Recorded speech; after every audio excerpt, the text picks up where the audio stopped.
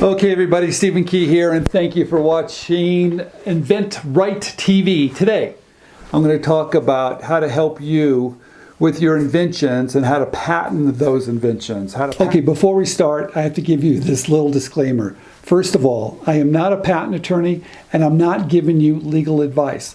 What I'm going to give you is business advice concerning when should you file a patent and what you should do with your invention. I want to start at the very beginning because I know a lot of you out there have ideas and you're not quite sure what to do first. And sometimes if we're watching Shark Tank on Friday night, or maybe we're talking to our family and friends, or maybe other people that don't quite understand this whole process, the first thing they say is that, hey, you got a good idea, go ahead and patent it. And I'm here to say that's probably not the best strategy. Right, so I'm glad you're watching this video because I want to talk a little bit about it. Okay, first of all, patents are wonderful. I'm a big patent holder. I've got over 20 patents in my name. I've defended my patents in federal court against a little toy company, Lego. So I love patents. But do you need them on every idea that you have? No, you don't. In fact, patents have a lot of value, but if you think that you need a patent to license an idea or even to venture an idea, that you need a patent, I think that's bad advice. I know they're saying that on Shark Tank all the time. I think it's utterly ridiculous. You have to realize that, first of all, if you have an idea, do a little homework before you rush out and spend a lot of money, okay? And what I mean by doing your homework, I talk a little bit about doing a Google image search or a Google shopping search just to see the landscape. I call it study of the marketplace. You've heard me say that so many times. You're just really trying to identify the space, the landscape of where your idea would fit into. And you're looking at similar ideas on the market. And you're trying to determine, number one, is it new? Is the benefit great enough? Does it have a wow factor, my idea? But you're really trying to determine your point of difference. Now, I don't think you need to have a brand new idea. No, I don't. And I don't think you have to reinvent the wheel. I don't think you have to do that either. But I do think that your idea, your invention, has to have enough benefit that people really want to purchase your product, your invention, over another one that's a similar one on the market. So that's why you do that first step. The second step, if you decide, hey, I do have this idea that does have a huge point of difference and I want to go forward with it, the next thing I would do is to learn how to do a patent search. Okay, and it's somewhat complicated, but yes and no. And realize you're not going to find all the prior art. It's called prior art, prior patents, or maybe someone's talked about it or wrote a paper about it, or maybe it's selling on the internet. It's all called prior art. But what I'm talking about is looking at prior patents. And the best way to do that, in my opinion, when you're first starting out, is do a Google patent search. Go on the internet, type in Google patents, and learn as much as you can of how to search for prior patents. Now, at the very beginning, it seems a little daunting and you're not quite sure what to do. And I'm here to tell you it takes a little bit of time, but you can do it. You can also hire someone to help you do that. And at first, I don't think I would do that personally. I think what I would do, learn how to do it yourself. And there's a lot of videos we provide, and there's some other videos on the internet that will show you how to search for prior patents, how to look for the right classifications, how to type in the right words.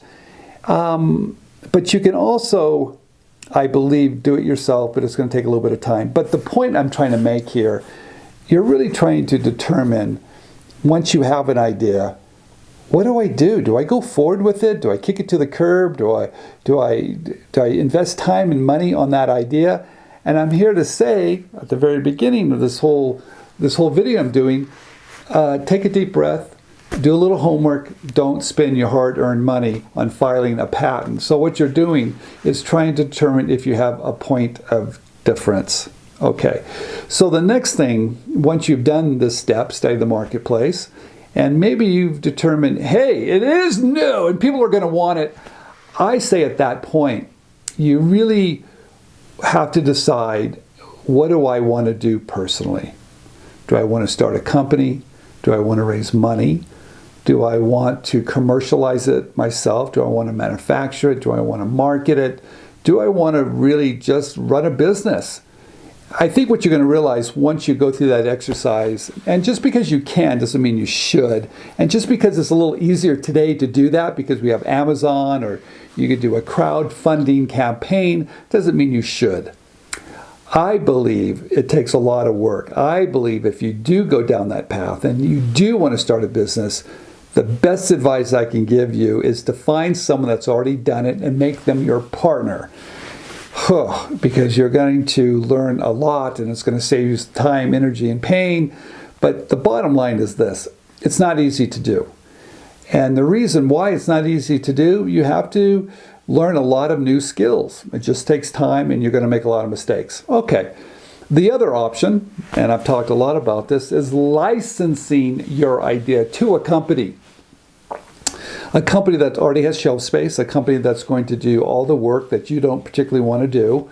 They're going to do all the marketing, the distribution, the fulfillment. They're going to do all that heavy lifting, and they're going to bring that product to market for you, and they're going to pay you now a royalty on each and every one they do sell. Okay, so what are some of the pitfalls in licensing? All right, number one, you don't have control. Number two, maybe they don't do a good job. Maybe yes, maybe no. Number three, you have to realize to license an idea does take some soft skills. And I don't think I've talked a lot about these soft skills, meaning reaching out to a company that wants to work with us, pitching your idea correctly, learning their language, and taking away risk for them to go forward with your idea. And that takes a little bit of skill to do that. So those are really your two options once you have an idea. Now, where does filing a patent come involved here? Well, before you reach out to a company, let's say you decide that you want to license. That's my specialty, because you don't want to start a business. You're going to want to reach out to companies that want to work with us inventors because they realize that in order for them to stay competitive, they need new ideas. So they have embraced the word open innovation, that they want to work with us. To reach out to those companies, you want to make sure you have filed, I would say, a provisional patent application. It's called a PPA. Now, I'm not giving legal advice here because I'm not a patent attorney, but I'm going to give you some business advice. A provisional patent application is a great tool for you to learn as much as you can about. And I think you can write one yourself with the right information. If you keep on watching these videos, we'll supply a lot of information so you can at least start. Writing a provisional patent application for licensing is very different than writing a provisional patent application for maybe trying to protect it.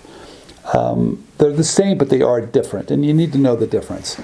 But when you file for a provisional patent application, you have 1 year now to put patent pending on your marketing material, on your product, and then submit it to companies. It gives you that perceived ownership for 1 year. Now, what's really great about it, if you decide to go forward, and if you write your provisional patent application correctly, then you can file a non-provisional patent application within that year. Okay, great. But what I like for you to do, that when you do file that provisional patent application, which we call a PPA, you can now reach out to companies, right, with the right approach that want to work with us the correct way, and they get the warm and fuzzies. They like that you have gone to enough work to looked at maybe the market, maybe prior patents, and you've written a provisional patent application that shows that you're invested a little bit. Now, here's the catch too. You need to write that provisional patent application correctly. And I don't think a lot of people really understand how to do it correctly. I'm a patent holder, and I've defended my patents in federal court, and I understand the IP space. But what I've also realized that most patents, in fact, most patents are worthless. Most applications are worthless because people aren't spending the time to do it correctly. And what do I mean by the time to do it correctly? To really understand what companies are looking for. So, and I have some other videos you can watch because I talk a lot about provisional patent applications and how to write them correctly. But in a big picture, you wanted to discuss the problem, the solution. You want to talk about manufacturing, material, workarounds, variations, have lots of drawings. I talk a lot about this, but do in such a way that it has value. That when someone sees it, they know that you've done a lot of work, that you've thought about it, and you've brought all these elements together that allows them to see exactly what you've done. You protected not only the invention, but you protect the innovation. And you're not going to get that information from too many places because most people aren't going to do that for you. It's something you have to do yourself. Now, if you want more information about how to write a provisional patent application, please contact us down below. We can help you with that. All right. So this video that I'm doing is really about if you have an idea, what do you do? And do you file a patent? When do you file a patent? And how to file a patent? And I'm going to go into all those details in another video in just a minute. But I'm glad you're watching this video to get started. If you have a new idea and you want to patent it, fantastic. But do your homework first. Educate yourself on why you want to patent it and how to patent it correctly. And that way, so when you go forward, you made good decisions and you haven't wasted your time or your money. This is Stephen Key. Thank you for watching. And I'm going to do more of these videos on how to protect your ideas, how to patent those ideas, and how to write PPAs correctly, and how to patent and market and reach out to those companies that are looking for ideas if you take the right steps. So this is Stephen Key. Thank you for watching this video.